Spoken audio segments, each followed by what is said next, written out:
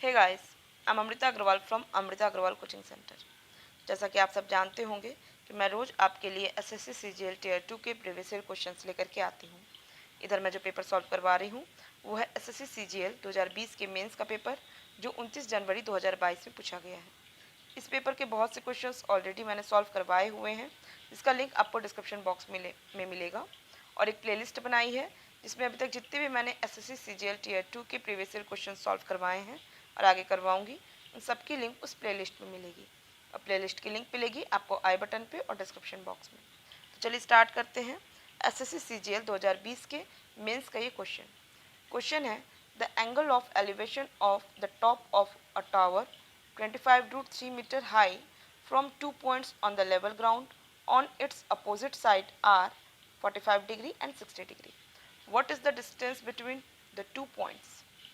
कह रहा है कि एक प्लेन ग्राउंड है, एक समतल जमीन है जिसमें कि एक टावर 25√3 मीटर हाई है और इस प्लेन ग्राउंड में टावर के दो अपोजिट साइड में दो पॉइंट्स हैं जो कि इस टावर के टॉप पर 45 डिग्री का एंगल और 60 डिग्री का एंगल बनाते हैं। तो बताइए इन दो पॉइंट्स के बीच की दूरी क्या होगा। मीन्स बीसी के बीच की दूरी आपसे पूछ रहा है। आप सबको पता होगा कि अगर प्लेन ग्राउंड पे टावर बनाया गया है तो ऑफकोर्स ये परपेंडिकुलर ही होगा, और अगर ये 45 इसके टॉप पर से यहाँ जो प्लेन ग्राउंड के बॉटम पे ये जो एंगल बना है ये 45 और 60 डिग्री का एंगल बना है, तो इसका मतलब ये क्या हो गई, पूरी दूरी टावर की ही हाइट हो गई, 25√3 हो गई। और आपको ये भी पता होगा कि अगर किसी राइट एंगल ट्रायंगल में एक एंगल 60 डिग्री है तो दूसरा एंगल 30 डिग्री होगा, और अगर एक एंगल 40 डिग्री है तो ये दूसरा एंगल 45 डिग्री का होगा। क्लियर है? और क्योंकि ये दोनों एंगल 45 डिग्री के हैं तो दोनों साइड्स भी आपस में इक्वल होगी। मीन्स बी डी साइड आपको क्या मिल गई, 25√3 मिल गई। क्लियर है?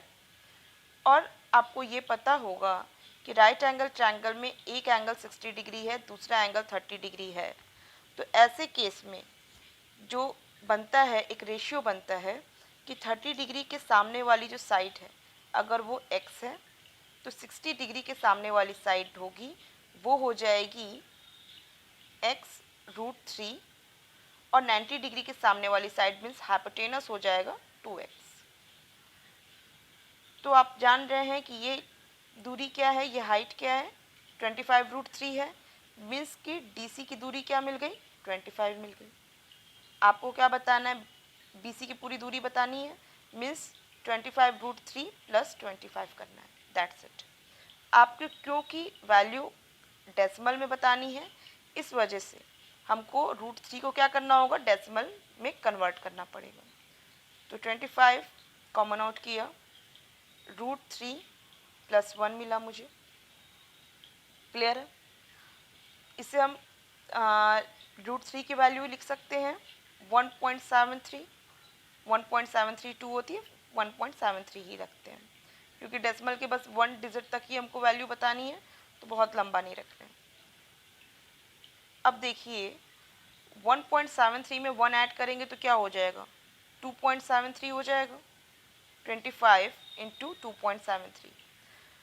तो आप यहाँ ऑप्शंस पे एक बार ज़रा ध्यान दीजिए। ऑप्शंस में सभी जो ऑप्शंस चारों हैं उनमें जो वैल्यूज़ है वो काफ़ी डिफ़र है।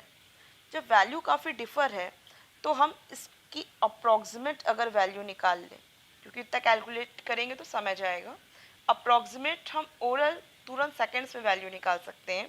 अप्रॉक्सीमेट वैल्यू निकाल लें तो हम आराम से सही ऑप्शन पे टिक लगा सकते हैं।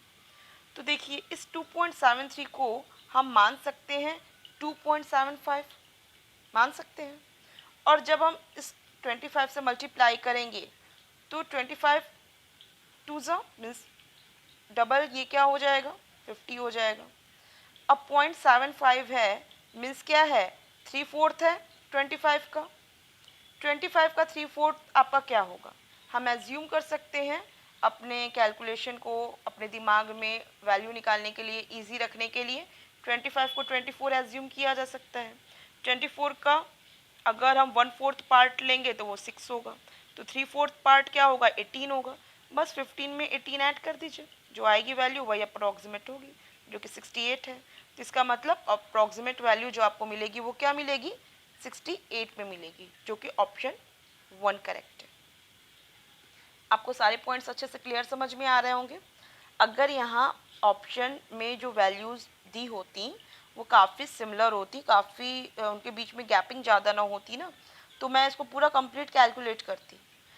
क्योंकि गैपिंग काफ़ी ज़्यादा है, 68 है, 45 है, 58 है, 50 है, तो यहाँ पे हम कुछ अप्रॉक्सीमेट अपनी तरफ से काम कर सकते हैं, जो कि हमारे टाइम को भी बचाए और हमारी एनर्जी को भी बचाए।